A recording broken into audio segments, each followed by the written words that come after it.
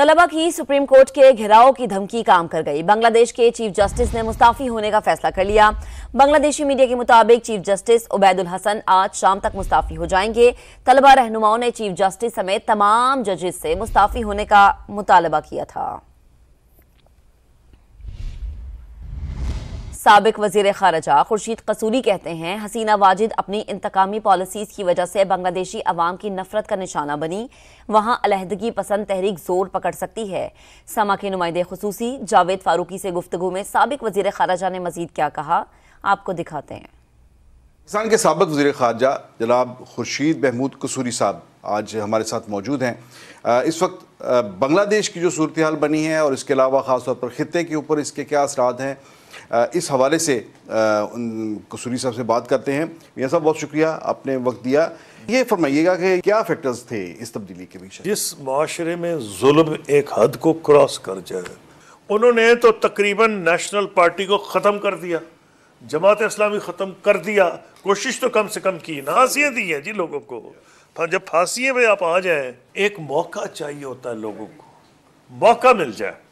मौका इसने student movement ने प्रोवाइड किया, ये जो कोटा सिस्टम था। हसीना वाजिद ने कुछ महीनों पहले ये अपने लोगों के साथ ये शेयर किया कि मुझ पर एक दबाव डाला जा रहा है कि म्यांमार के साथ जो बॉर्डर है उस साइड पर एक अलग से एक नई स्टेट क्रिएट की जाए। वहाँ हिंदुस्तान की रियासत से मुखालफत बहुत ज़्यादा है उनको, क्योंकि अंदाज़ा था कि वो बहुत ज़्यादा अनपॉपुलर हो गई थी बांग्लादेश में, तो वो कुछ जवाब भी बना रही हूँ इस बात का सिंपैथी लेने के लिए इंडियन स्टेट की, कि जी ये मेरे पे अमेरिका प्रेशर डाल रहा है या यूरोप के कुछ मालिक डाल रहे हैं। हिंदुस्तान में कांग्रेस ने कहना शुरू कर दिया है कि जितना जुल्म मोदी ने हम पे किया है वो दिन दूर नहीं कि जो अब लोग निकल के इसके घर में भी घुस जाएं और तिया पांचा कर दें।